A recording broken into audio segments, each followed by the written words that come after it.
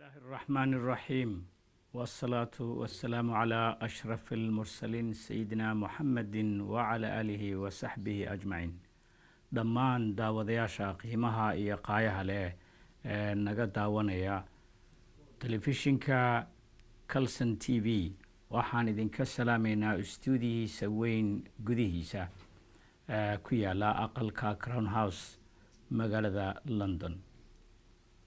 maanta oo ahad ah sidii aan nooga barateen waxaan idin soo gudbinaynaa waqtiyadan oo kalena idin soo gudbin jirnay barnaamijka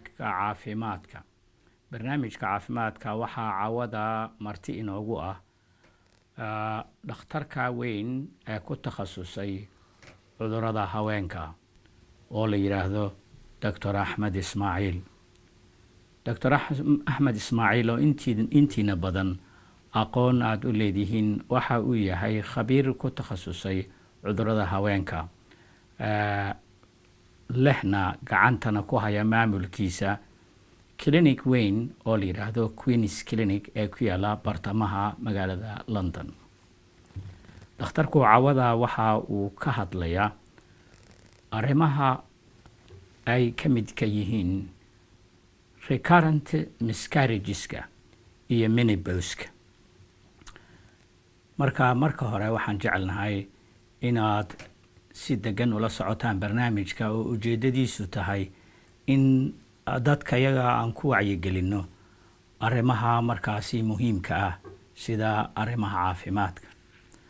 Recurrent miscarriage waxa weeye ilmaha dhicisoobaya ee soo laabanaya markii ay ahayn dhowr jeer haweeneyda uurka lehi ay ilmuhu ka halaabayaan.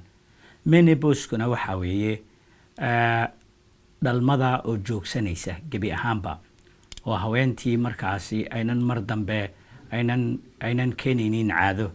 marka hore dhakhtarkan ku soo dhaweynaya barnaamijkana wuxuu ku baxi doonaa luqadda Ingiriisiga ayadoo ay dhinac socoto tarjumaad af Soomaali ah.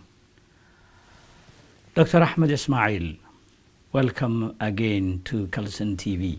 Welcome to you. Assalamu alaikum wa rahmatullahi wa barakatuh. I'd like to extend my good wishes. Eid Mubarak. We are in the most important timing of the whole year with the holy period, and tomorrow is the day of everybody celebrating the Eid al-Adha. In this occasions, we are going to talk about an important issue which was concerning me over the years, seeing a lot of Somali patients from the 80s onwards. I have noticed that there is 3 areas of great deal of interests. The first one is the infertility, which is meaning the people are unable to have a child. The second one is the recurrent miscarriage, mean women get pregnant and keep losing their pregnancy. And the third one is menopause.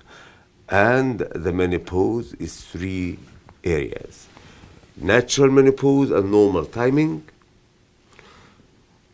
early menopause, and that means women have their menopause between age of 40 to age of 45, and premature menopause, any timing of menopause before age of 40. And the word menopause means that the ovary stop functioning, not the period only. Must be the ovary stop functioning.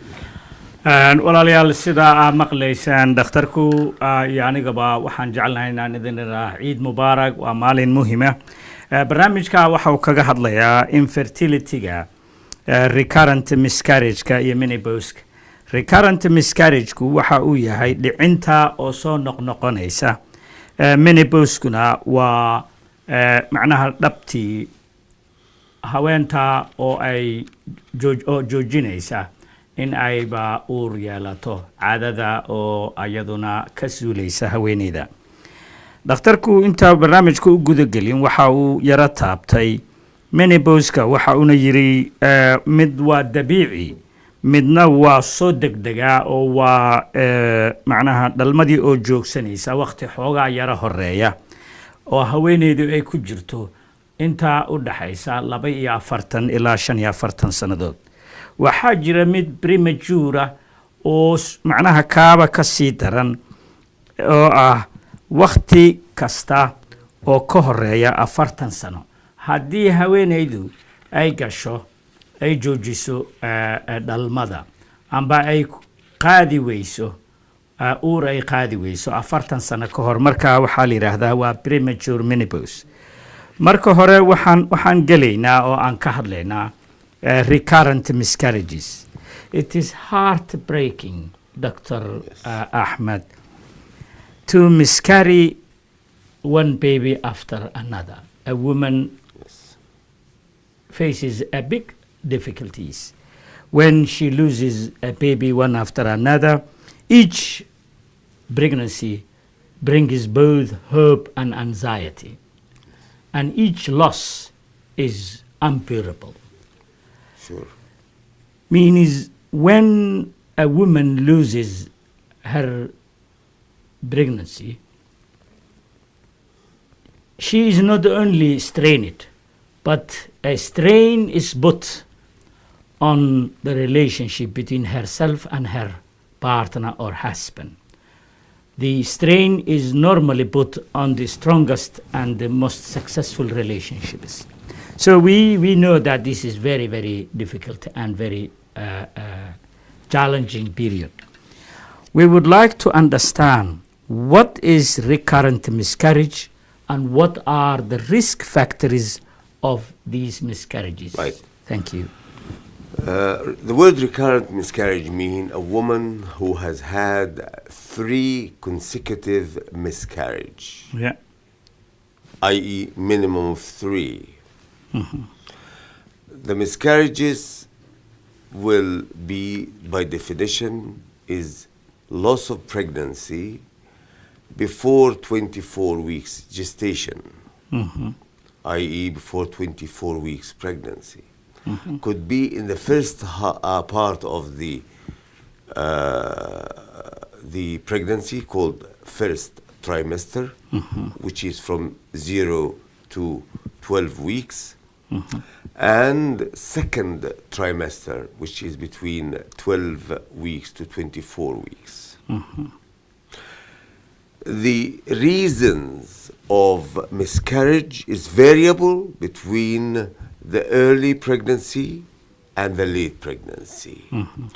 Most likely, the early pregnancy, the causes of miscarriage is completely different than after 12 weeks. That's for the people to understand that when they go and have miscarriages after 12 weeks, relatively easier to treat than women who has miscarriages before 12 weeks. What is the meaning of that? The meaning is, by definition, most of the miscarriages before 12 weeks are due to congenital abnormalities. Before the 12 weeks. Yes, The early miscarriages. that's right. Yes. After 12 weeks, most of the miscarriages due to the defect within the uterus or the cervix. Majority of them are the cervix. If you repeat for us, you said women, the loss of baby pregnancies before the 12 weeks, before the 24 weeks or the first trimester. The first trimester is 0 to 12 weeks. Yes, So this is the early loss. that's right. And after that, we have a loss that occurs between the 12 to 24 weeks of the pregnancy. That's correct. And this is the second trimester. Exactly. You mentioned it that the first, which one is more severe? The first- more, not severe, both are severe. Yes, yes. Both is loss of pregnancy. But what is the most difficult to treat and to maintain baby and to get the baby surviving until the delivery is when the patient is less than 12 weeks is difficult, after 12 weeks is easier. Okay, sida aad maqlaysaan dhakhtarka waxa uu ka hadlay macnaha caruurta dhicisoobaysa amba miscarriage-ka dhicinta soo laalaabanaysa waxa uu yiri waxa dhaca midna waa early oo waqti hore ayay dhacdaa waxayna tahay first trimesterka waxa la yiraahdaa laga bilaabo marka haweeneydu ay caadada joojiso oo macnaha iska weysa caadada ilaa 12 week kaasi ayaa wuxuu yahay midka early miscarriage-ka waxa jira waqti labaad oo haweeneydu ilmuhu ay ka soo dilmaan oo ah inta u dhaxaysa 12 week ilaa 24 loona yaqaano second trimesterka waxa uu leeyahay sababuhu waa variable waa sababaha ay u soo dhacayaan waxani u dhacayaan ama ilmuhu u soo dilmayaan way kala duwan yihiin laakiin waxa fudud in la daaweeyo midkan dambe ee 12 ilaa 24 week marka haweeneydu uurkeedu yahay dhacaya kan hore ee ilaa 12 weega ugu horeeya dhacaya iyo wixii ka horeeya waxa uu yahay mid markaasi daawadiisu adag tahay. Dr. Ahmed, you mentioned an important thing. Miscarriages that happen when the period is lost until 12 weeks are difficult to deal with. What are the reasons? The reason why it's difficult because majority of these miscarriages as a result of congenital abnormality. The body is rejecting it. However, we cannot rely on that. We understand that in the health service, at the moment, the majority of people, when they start bleeding in early pregnancy, they are not looked after. The reason why, because they are under impression that the miscarriage happening as a result of majority of congenital malformation. However, in my case, I never ever submit to that. I.e., in a woman who is bleeding in early pregnancy, she must be seen, she must be examined, she must check the baby's heart by ultrasound and Doppler, she must have support to the pregnancy if the baby is viable and alive, she must have support, injectable or rectal suppositories, which is a hormonal support, i.e. the food the baby need to grow and survive. Must be done. Unfortunately, that's not happening in most of the healthcare support. Okay. Dr. Ahmed waxa uu leeyahay sababaha keena early miscarriageska amba in ilmuhu dilmaan waqti hore oo uu yiri waa 13 casho iyo wixii ka horeeya 12 usbuuc iyo wixii ka horeeya waxa ay yihiin macnaha jirka haweeneyda oo diidaya waxan soo galay ee ku dhex abuurmaya waxa uu leeyahay haweeneyda iyadu markaasi bleed gareynaysa ama uu dhiigu ka socdo kuna jirta waqtigii ugu horeeyay uurkeeda macna xiliyadiisii hore ku jirta waxa ay tahay in la siiyo hormonal support. If you could you mentioned that the woman who is bleeding, who is in the she must be seen at once. It must be seen at once. At once. Yeah. There is no way to be delayed and to go to the hospitals or to go to GPs and then they say, okay, come next week or come after 2 weeks, or after 3 weeks, we don't have time, we cannot book you for a scan. That is all wrong. Yes. She must be seen, have a scan immediately. Waa in la arkaa oo markaasi la baara ayuu leeyahay. Marka waxay tahay, you also talked about hormonal support. Yes. But the professionals need to make sure that the baby is alive. The baby is alive. Exactly. Yeah, definitely. Waa in marka hore la hubiyaa in cunuga ay xambaarsan tahay ay sidoo inuu caafimaad qaba kadibna marka la siiyaa hormonal support la siiyaa gargaar And Dr. Ahmed, if I would like to ask you the miscarriages, Yes, sir. 1 in every 6 pregnancies in this country, 20%. yeah, and 20% end in miscarriage. 1 in every 90 pregnancies in UK are ectopic. 1 in 300, that's correct. 1 in 300. Are just 75%. These are statistics available of miscarriages happen in the first trimester. And I think this is what you're talking about. In the first 12 weeks of the pregnancy, 75 miscarriages that happen during that time. About 1 in every 100 women in UK experience recurrent miscarriages. Okay, so what I wanted to say is that if the 1 in every 6 women pregnancies end in miscarriage, if 1 in every 90 pregnancies are ectopic, so we are gathering this is a huge problem, but we can see the first trimester is more problematic than the second trimester, and yes. there are most of the miscarriages are taking place there. Yes. So what are the why not focus on the causes and Let me just I'm so sorry to stop you for a second. A pregnant woman, it is natural. It's a nature. It's something happening everywhere in the world. It's not a science. It's not a disease. It is a nature continuity of the human being. Yeah. The continuity of the pregnancy depend on many factors. Number one, the health of the woman. The woman has to be healthy. You cannot give me a woman who is very, very weak. That's why I have people whom planning for a baby, I tell them, come along, let's give you a vitamin infusion. And the reason why I give them vitamin infusion, I'd like to see a healthy body in front of me planning for a baby. Or in early pregnancy.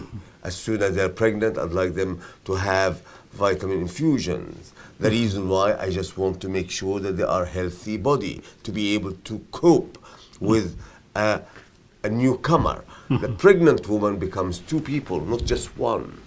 Originally she's 1. Once she's pregnant, she becomes 2. 2 in everything. 2 in the emotions, 2 in the health, 2 in the food intake, 2 the vitamins intake. I'm not talking about food intake. That means woman has to eat for 2 people. No, that she has to eat a healthy food. That's a big difference between. There is a twin pressure in everything. That's right. Yeah. So that's number one regarding the woman's health. Number 2, woman should also be examined very early in pregnancy or before pregnancy, or if she is planning to get pregnant, to make sure that she is not carrying any disease which can intervene with the progress of pregnancy, like hypertension, high blood pressure, like diabetes, like thyroid problems, like endocrine problems, like bowel problems.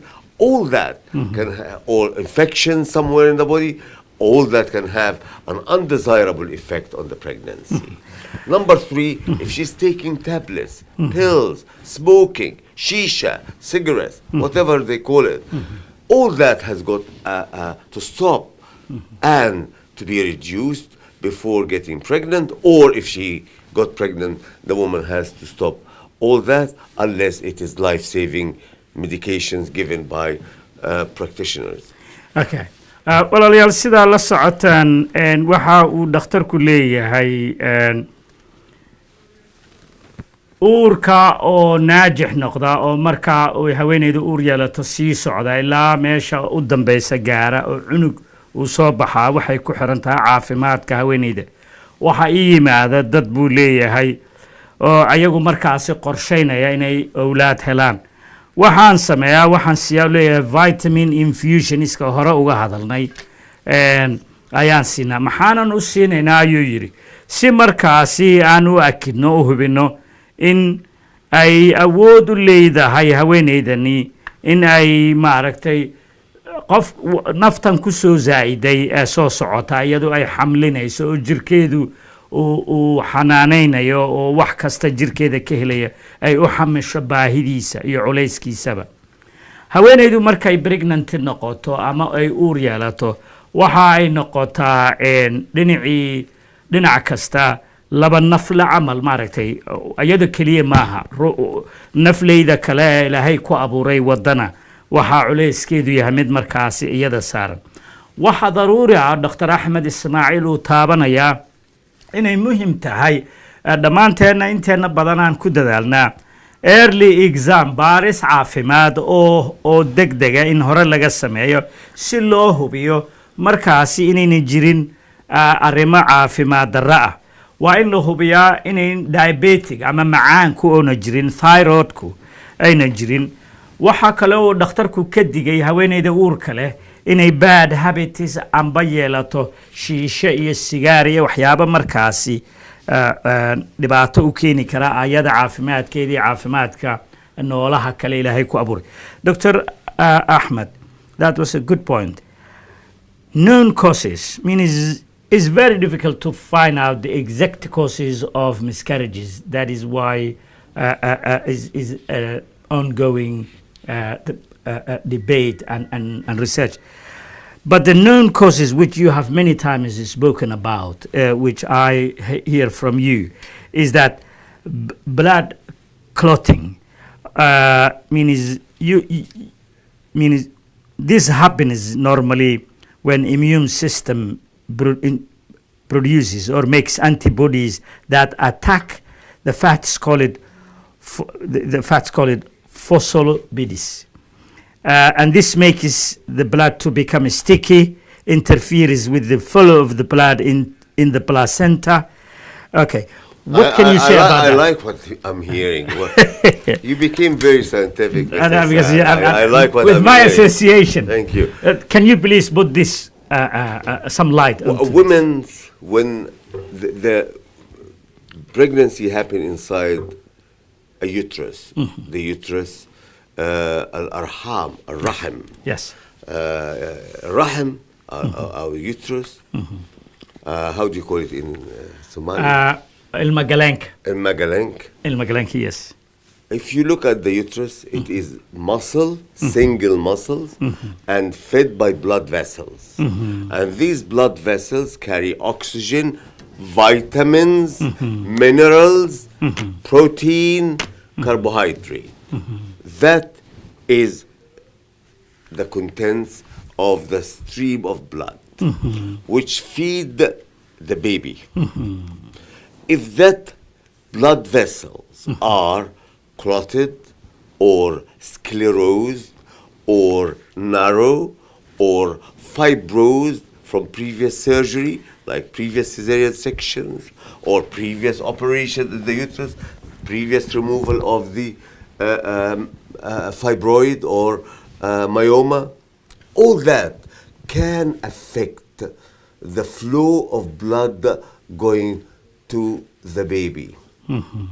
Therefore, just imagine having a baby inside a room, closed, and there is no oxygen. The baby would be suffocated and the baby will lose his life. Same with the baby inside the uterus. Okay. If you don't feed the baby with the oxygen, minerals, and vitamins, the baby will not grow, and the baby will stop growing. And that's why some of the women go to the doctor and say, oh, last time the baby's heart was good, this time there's no baby's heart, and the baby died in between the two visits. The reason for that, because the oxygen, minerals, vitamins supplying the baby were not good enough. Therefore, some of the patients, we identify them before pregnancy and give them some baby aspirin. And I'm sure lots of whoever women listening to me at the moment may have been subjected to baby aspirin during their pregnancy for two major reasons. One, to reduce the blood clotting of the blood vessels, i.e. to make the blood thin, also to reduce the possibility of hypertension and preeclampsia. Definitely. Thank you very much, Dr. Ahmed. Daktarku waxa uu ka hadlay su'aal baan weydiiyey oo ku saabsaneed sababaha keeni kara in ilmuhu ay soo dilmaan. Waxaa ka mid ah sababaha la og yahay dhiigga oo xinjirooba. Waxaa jirku macnaha immune systemka amba nidaamka difaaca jirka ayaa wuxuu uu soo tuurayaa antibodies oo markaasi iyagu duulimaad ku qaado oo weerara fatiska ku jira jirka oo la yidhaha phospholipids. Marka taasi markay dhacdo fatiska ilaahay wuxuu ugu talagalay inay dhiigga ka dhigaan mid qulqula. Marka waxaa dhacaysa in dhiiggu uu xarkago. Taasina sida dhakhtarka noo sheegay waxay keenaysaa in waxyaabihii nafaqadii iyo mineralskii ay gaari waayaan macnaha noolaha haweenaydu ay wado cunuga inay gaari waayaan. Waxaa dhacaysa that macnaha you mentioned the uterus is a single muscle and when clotting happens the vessel is clotted, narrowed, and the flow of important vitamins, minerals, and oxygen is blocked. The baby suffers or dies.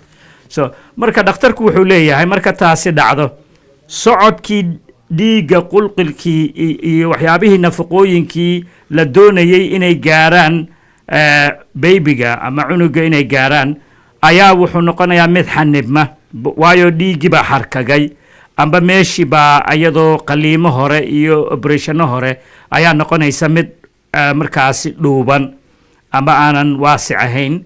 Marka waxaa jiroo yidhi haween uur leh oo la siiyo baby aspirinka oo markaasi sahlaya in maaragtay dhiiggaasi meeshaasi ayna xirmin uu fududaado. Dr. Ahmed, abnormal cervical weaknesses is also considered to be a problem. Some women have their cervixes are too weak, so it is also a reason for the miscarriage. Yes. Can you explain this to us? Generally speaking, majority of women who has weak cervix, they usually after having babies. Traumatic babies, traumatic deliveries, traumatic way of delivery, i.e. women who's asked to push before the cervix is fully dilated, open enough for the baby's head to come out or the bottom to come out. That can be a cause of weakness of the cervix. Secondly, when there is a tear of the cervix is cut during the delivery. There is also patients who has congenital abnormality of weakness of the cervix. Majority of these two groups of patients do have miscarriages after 12 weeks. Okay. Or around 12 weeks. Okay. Could be 18 weeks, could be 16 weeks, could be 11 weeks, still around 12 weeks. Could be 19 weeks, could be 22 weeks, 23 weeks, could be premature labor. All that is as a result of weakness of the cervix. And the women who heard me now, they may have had a chance to remember when they went to the doctors and the doctors took them to the hospital. The hospital said, we must put a stitch around the cervix to close it between 11 to 12 weeks. And that is the way how to survive the pregnancy until term, and before the baby is delivered, we cut the stitch again. Yes. intii aanan u sii gelin waxaa khadka telefoonka ku jira walaalo doonaya inay barnaamijka ka qayb qaataan. Waan soo dhaweynaynaa walaal qofkii khadka ku jira ku soo dhawow khadka telefoonka. السلام عليكم ورحمة الله. هلو. walaal codkaaga kor u qaad. haye asalaamu calaykum waraxma walaal calaykum assalaam waraxmatullahi walaal soo dhowaa waa barnaamijkii caafimaadka waxaa marti noogu asaa la socotay doctor axmed ismaaciil oo ah khabiir isagu ku takhasusay cudurada haweenka ha walaal mahadsanid walaal waxaan rabay su-aal inaan weydiiyo dhakhtarka haye english ahaan ma kula hadli karaa ingiriis baan ku hadlaa si fiican sawa aad iyo aad waad ii fududaynaysaa khayr allah ku siiyo haye magacaagii meesha ka soo hadlaysa walaalo Leila waxaan ka soo hadlayaa Edmonton. Yes, Leila from Edmonton would like to put her question across to you in English. Sure, Leila. Welcome. Welcome. Hi, Leila. Ask your question, Leila. Leila.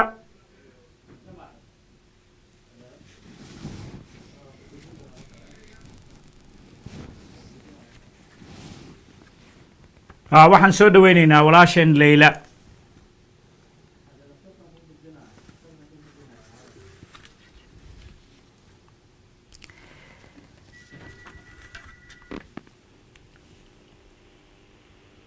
ku soo dhawaaw qadka telefoonka walaal. Hello. walaal ku soo dhawaaw. waa ku soo dhawaay walaal maanta waa interview laga qaaday oo dhinaca badda. walaal waxaan ka hadlaynaa barnaamijka caafimaadka haweenka wuxuu ku saabsan yahay cudurada haweenka walaal.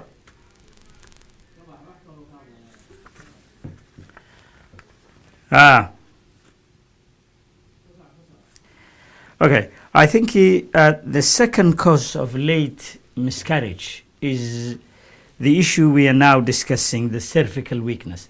We know that the cervix or the front part of the uterus opens up for the wideness, for the baby to come out. So if it is too weak, it means that the baby would come out sooner, isn't it? Exactly. And then you mentioned it, a standard way to help is to put a stitch called Shirotker sutures or McDonald suture. Okay, saa maqlaysaan wuxuu dhakhtarku ka hadlay sababta labaad ee keeni karta ilmuhu inay dilmaan waxayna tahay dhuunta ama afka ilma galeenka oo haweenka qaar ay tahay mid markaasi jilicsan marka waana ognahay in maaragtay cervixku uu yahay macnaha ilma galeenka afkiisa hore oo iyadu furanta oo waasic noqota si cunugu u dhasho marka haweenaydani cervixkeeda ama dhuunta ilma galeentu ay tahay mid jilicsan waxay noqonaysaa inay furanto waqtigeedii oo la gaarin oo ilmuhu ay ka soo dhacaan meeshaasi ay noqoto miscarriage ama dhicis dhakhtarku wuxuu leeyahay iyadana waxaa lagaga hortagaa stitch baan sameynaa oo lagu magacaabo which is called Shirotker suture or McDonald. Marka, I would like just to make good use of the knowledge Allah gave you and the one you have worked very hard. We have covered abnormal shaped uterus is regarded as also a huge problem. Very good.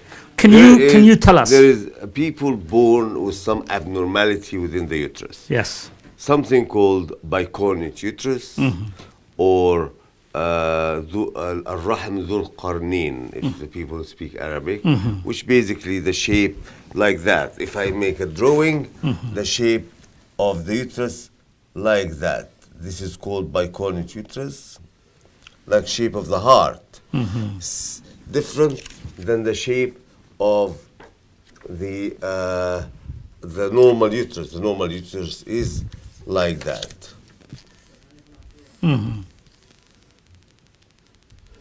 That's a normal shaped uterus, and that is a bicornate uterus. Okay. Sometimes the bicornate uterus becomes divided completely and called uterine didelphus. The woman say, I went to the doctors told me that you have double uterus, two uterus. Sometimes they have a uterus which is normal and the other half called rudimentary, i.e. totally fibrosed and abnormal. So the one of the main reasons is the abnormal shaped uterus. I think uterus that you explain it, which Dhul Qarnayn means it has two horns. Bicornuate. Yeah, definitely. Bicornuate. Yeah, definitely. And the one that is normal. I think the other thing I would like to say is some people are born with they have abnormal uterus, which looks like half of. That's what I just mentioned. That is half of it. Yes, which okay. is yeah. khadka telefoonka qof baa ku jira walaal ku soo dhawow. Hello, waxaa la yidhahaa Fartuun Muuse. Fartuun walaal codkaaga wax yar sare u qaad adoo raaliya. Walaal waxaa la yidhahaa Fartuun Muuse. Ma maqlaysaa hadda? Fartuun ku soo dhawow barnaamijka. Walaal waan ku dhawahay, waxaan ku noolaa wadanka Norway. Haye walaal. waxaan rabay walaal dhakhtarka inaan weydiiyo ilma iga soo dilmay dhowr mar. dhakhtarkii marka u tago markuu ibaaran wuxuu leeyahay waxaa qabtid ma lahan. uurka markaa qaadana ilmaha way iga 3 bil 4 bil 2 bil 3 mar ay iga soo halaabeen saas ay iga soo halaabeen maxaa keeni karo? meeqa jeer ka soo halaabeen walaal? 3 mar walaal oo mar 4 bil marna 3 bil marna 2 bil ahaa. Okay. mahadsan tahay walaasheen Fartuun. Fartuun is a sister calling from Norway. She said, I have lots of miscarriages. I went to a doctor. Doctor said you had no problem. And I lost my pregnancies 3 times when it was 4 months, 3 months, and 2 months. 4 months, that means 18 weeks, most likely due to cervical problem. 3 months is 14 weeks, most likely it is due to cervical problem. 2 months, which if it is the 3rd pregnancy, I would like to know, is the last pregnancy the 2 months? The 2 months, yes. The last pregnancy. I think she gave me 4, 3, and 2, yes. Right. So most likely this lady, she might need a Shirotker suture in around 11 to 12 weeks in her early pregnancy.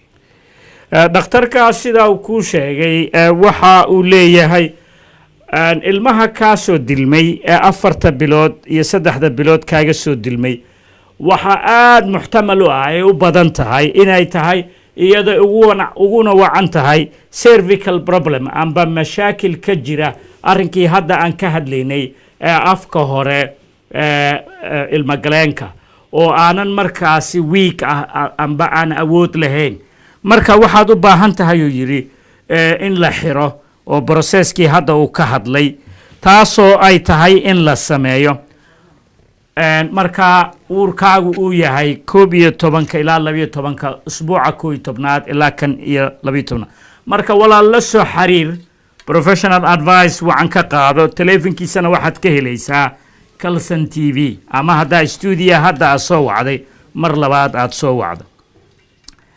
Okay. The other thing I wanted to ask you infections Yes. and uncontrolled diabetes or untreated thyroids. The very thing you started with our discussion is that the person has to be healthy. Exactly. Yeah, only healthy bodies can carry healthy babies. Precisely. While I'm not a professional like yourself, I would like you to tell us. I just wanted to make sure that the people understand. Yes. When they are referring that people are in the middle of the desert, have babies and so on, they don't realize how many babies are lost in the desert, how many women have died during deliveries in the desert, how many women had miscarriages in the desert.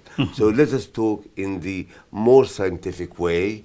Let's be more specific. We look after people, we work very hard, we do our research to make sure that women are looked after properly before getting pregnant, or if they got pregnant in early pregnancy, they have to be looked after, test their blood, find out if there's any infection which can cause damage to the baby, like rubella, German measles, like toxoplasmosis, like cytomegalovirus, like bacteria down below, like fungus down below. All these infections has direct toxic effect on the baby.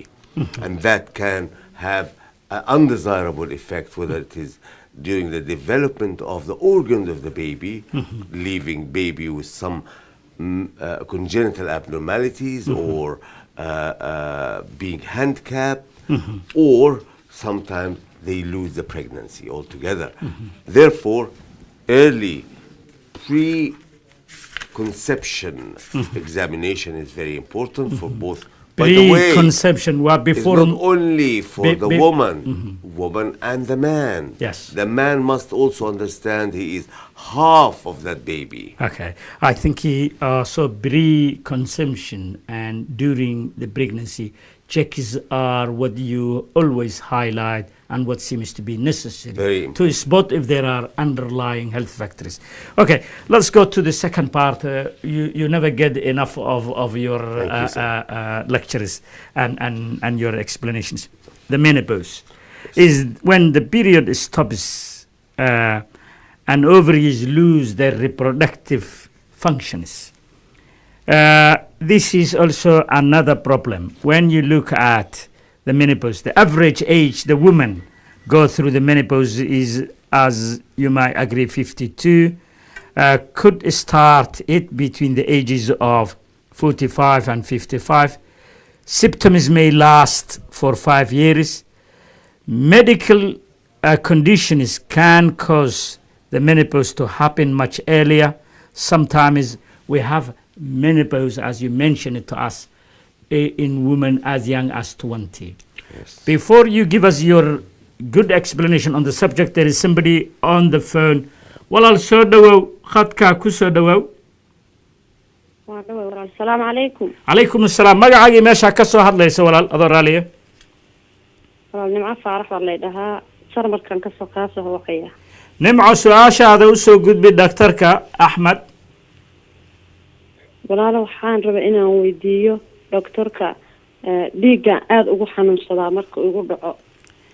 Okay.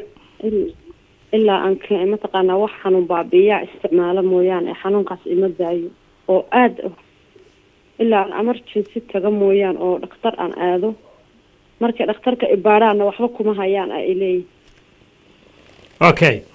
Wax kale aad weydiinayso?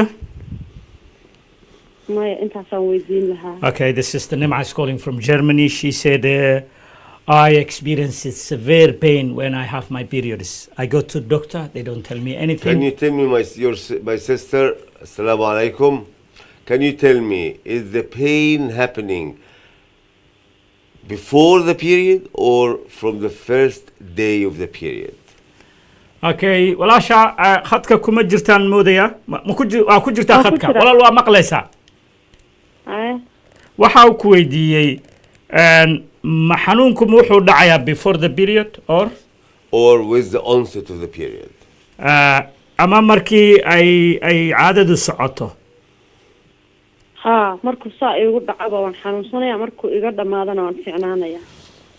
I experience the pain when it starts. Excellent. And when it finishes, I have no pain at all. Imise jir baa tahay adoo raaliya? 23. 23. I mean, it's 23 years of age. And she's married? And ma leedahay oday ma leedahay ma lagu qabaa haweeney la qaba maata? Yes. Are you planning for a baby? Ma qorsheynaysaa inaad ubad yeelato? waan rabaa. Yes, I wish. Well, two things. If you are planning for a baby, we have to get you pregnant very quickly. If you are not planning for a baby, we'll put you on contraceptive pills. By the way, my sister, the pain in the first day of the period usually associated with some changes in your breast getting bigger before a few days before the period. You feel a little bit of back pain. This is a good news. That means you have been ovulating, and that is a good news. However, we don't like pain, obviously.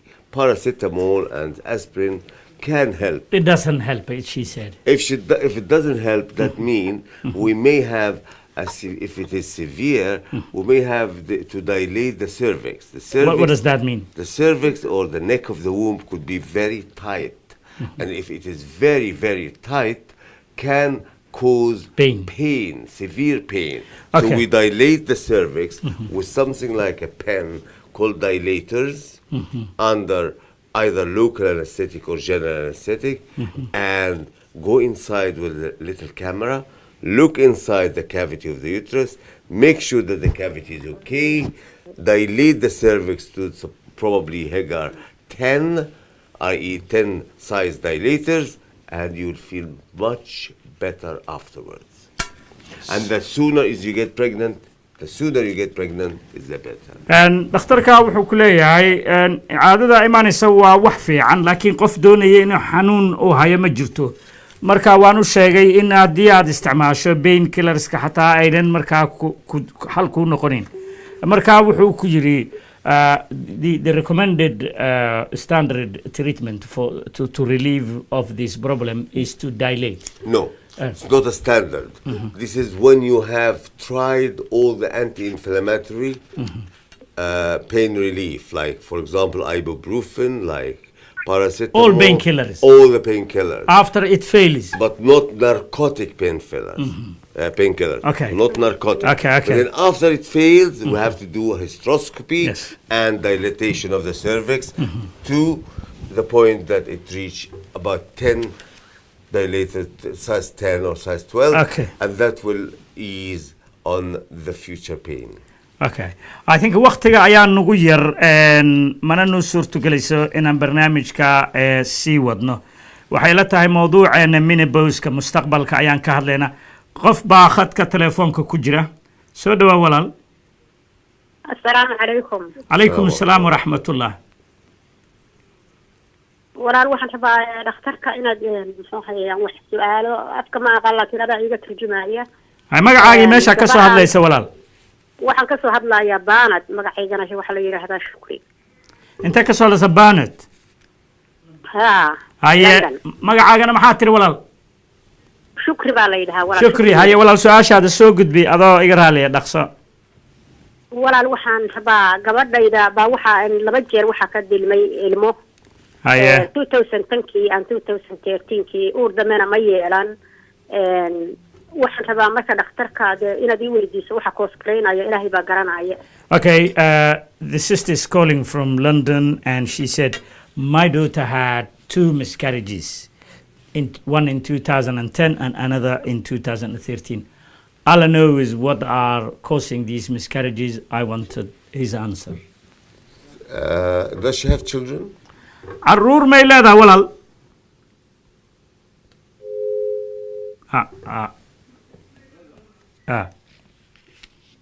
Just we lost her. I think it's a I think what is your advice? We Well, have she- brief she should- information. She should be examined. Yes. She should be checked. We should find out exactly the proper history. Once we take the proper history, proper examination, appropriate investigation, we'll be able to identify the problem and Yes. treat correctly. Okay. walaashana soo weydiisay gabadheedu u hadlaysay waa in marka hore la baaro marka aan helno taariikhdeeda caafimaad aan baarno ayaa markaasi ayaan daweyn karnaa ayuu dhakhtarka leeyahay marka fadlan la soo xiriir taleefanka dhakhtarka waxaa ka helaysaa istuudiyaha qof baa khadka ku jira walaal ku soo dhawaaw